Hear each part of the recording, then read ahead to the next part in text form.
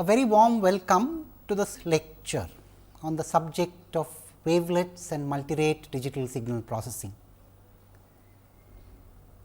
Let us put in perspective what we are going to do in today's lecture, building up from what we did in the previous one.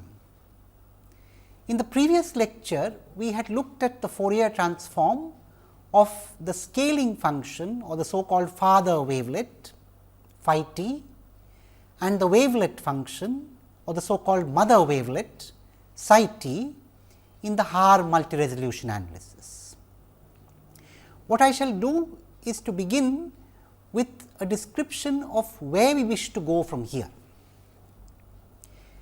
You see, we had made some observations about the nature of the magnitude of the Fourier transform of phi t and psi t.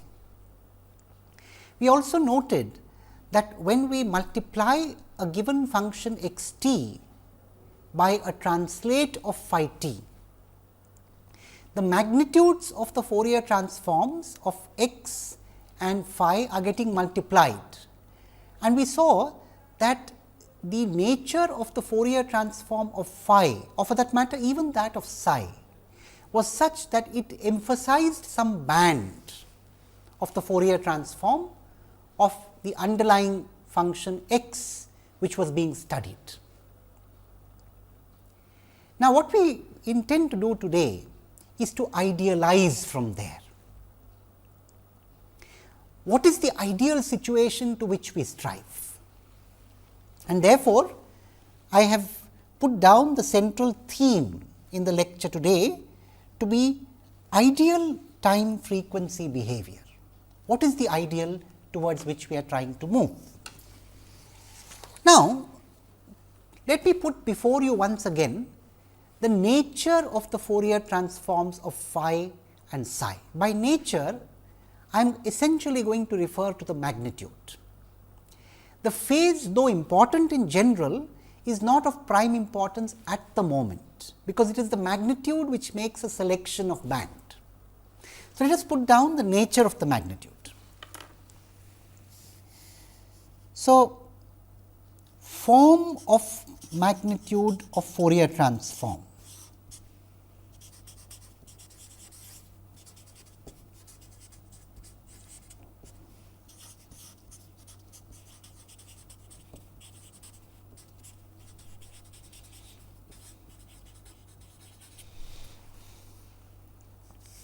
For phi, it had an appearance like this.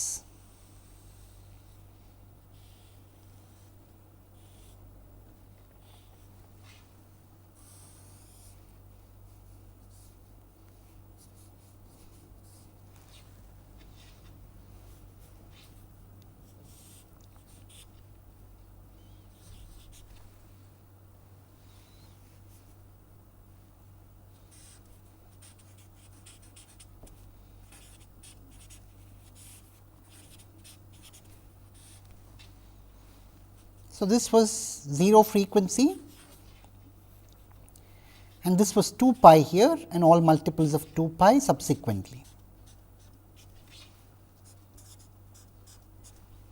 and so on. This is mod phi cap omega. You see, when I say form, what I imply is that I am not going to consider any constants of phase. Constants would only scale this up or down, and the phase would not affect the magnitude, of course. So, let us also look at that of psi. The form of the magnitude of the Fourier transform of psi looked something like this: sin squared omega by 4 divided by omega by 4. And we had made an attempt to sketch this last time. We first sketched sin omega by 4 by omega by 4. So, we said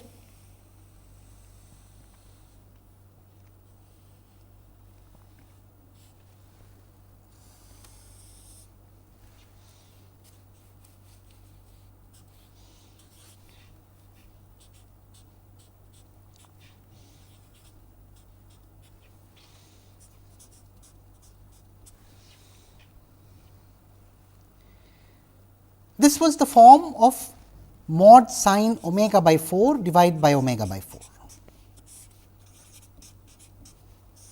the solid line here. And I also drew a dotted line to indicate, this time let us use a dot dash line to make a distinction from this margin or this axis. So, let us use a dot dash line to denote the magnitude of the other term sine omega by 4. So, that would have a peak at 2 pi.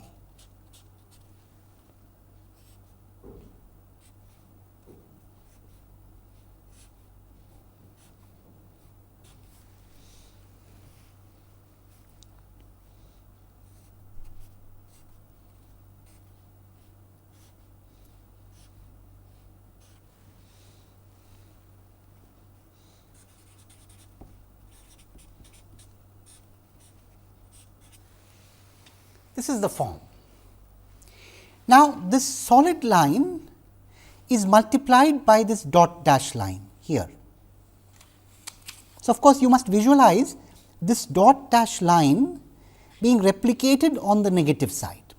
And as you know, for a real function, the Fourier transform is magnitude symmetric. So, it is enough for me to study the positive side of omega and the negative side would be a mirror image. So, let me expand this part here, focus on the positive, a good motto in general.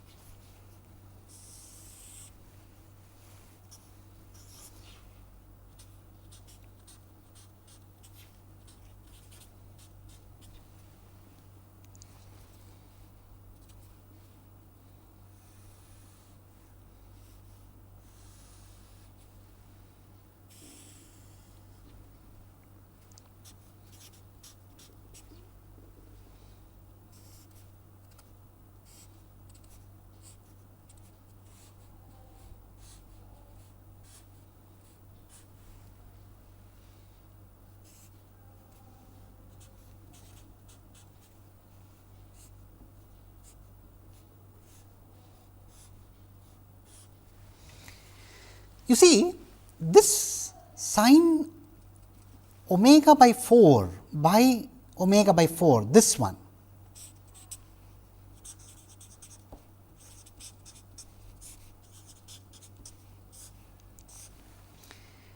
has a monotonically decreasing character from 0 to 4 pi. This one has a monotonically increasing character between 0 and 2 pi and then monotonically decreasing. Now, it is very clear that from this point onwards, the product of these two is only going to decrease. So, you cannot possibly have a value of this product, this of course being mod sine omega by 4. You cannot have a magnitude of the product of this dot dash line with this solid line greater in the segment between 2 pi and 4 pi than it is at 2 pi. So, in other words, after 2 pi, between 2 pi and 4 pi, this product is only going to decrease, and therefore, I can get a feel. You see, it is clear that the product is 0 at omega equal to 0. Whatever is after 2 pi is going to be less than what is at 2 pi. So, somewhere in between it is going to achieve a maximum and then continue to drop. So, we get a feel of this. So, we must get a finer feel of this than we had the last time. In fact, let me also make one more remark. You see, if you look at the region between 4 pi and 8 pi, the situation is a little simple. There is a kind of tendency to a maximum somewhere in between in both of these functions and then a drop. So, that similar pattern would be replicated in the product, a maximum somewhere in between, well, not quite at 6 pi. Please remember, this is not quite symmetric, you must remember that, although this is not quite symmetric. So, the maximum will be somewhere other than 6 pi, but that is not of so much of concern. There will be a maximum somewhere near 6 pi and it would drop off on both sides. So, in toto this is what the product would look like.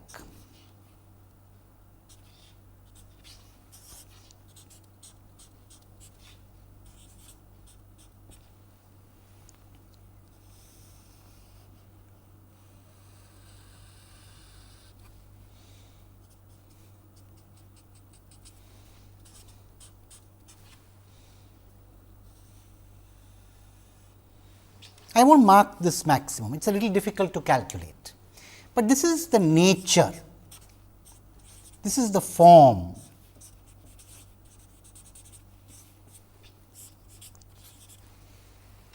And now, let us take the trouble to draw them together, again only on the positive side of the frequency axis, the form of the Fourier transform of phi and of psi.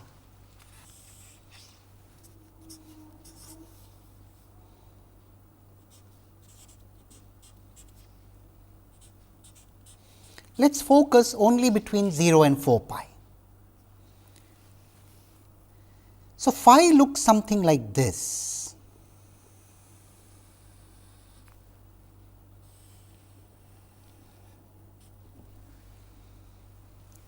And psi looks something like this.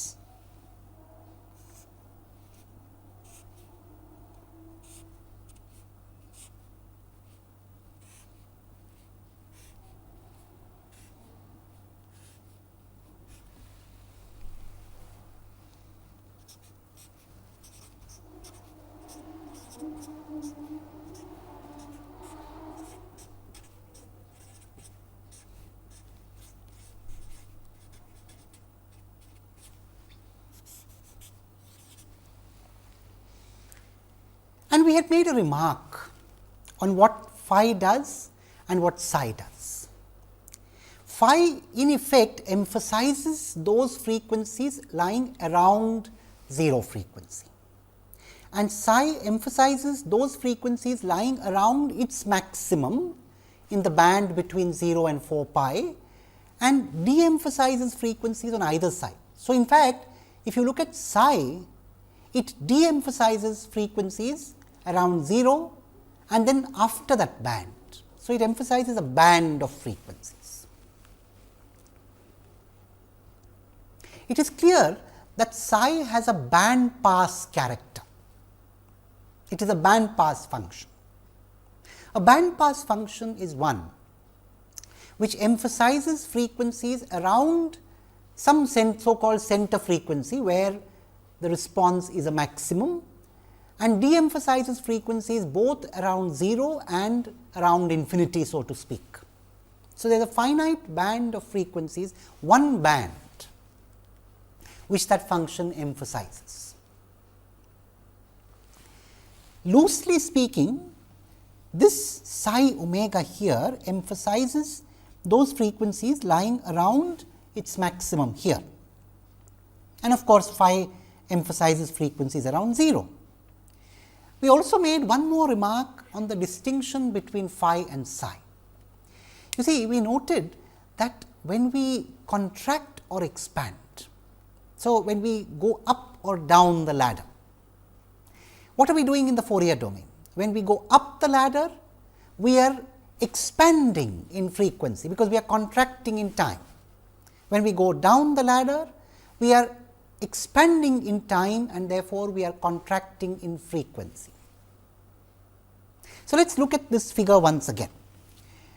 As we go down the ladder, we are contracting in frequency. So, we are emphasizing smaller and smaller bands around 0, and again, since we are contracting this as well, we are emphasizing frequencies around a smaller and smaller center frequency. In fact, it is very easy to see that this center frequency, the point where there is a maximum in the magnitude of psi, decreases geometrically or logarithmically as we go down the ladder in the Haar multi-resolution analysis. And the width of this band also decreases geometrically or logarithmically. This is something very interesting. the band decreases geometrically, the center frequency also decreases geometrically. So, we have a situation where the ratio of the band to the center frequency is a constant. So, we have a name for that kind of analysis in the literature on wavelets or time frequency methods. We call it constant quality factor analysis or constant Q analysis. Let us write that down. Psi in effect does constant quality factor analysis.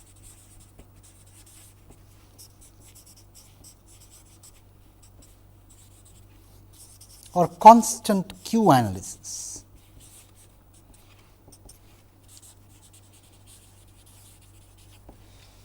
And this word quality factor comes from a term used in the context of band pass filtering. For band pass filters,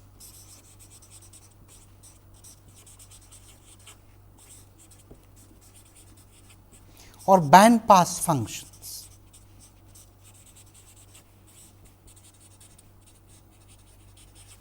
the quality factor or Q, as it is often denoted in brief, is the ratio of the center frequency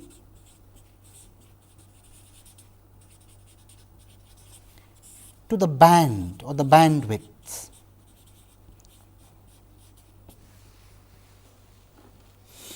You know, the word bandwidth of course has to be taken with a pinch of salt.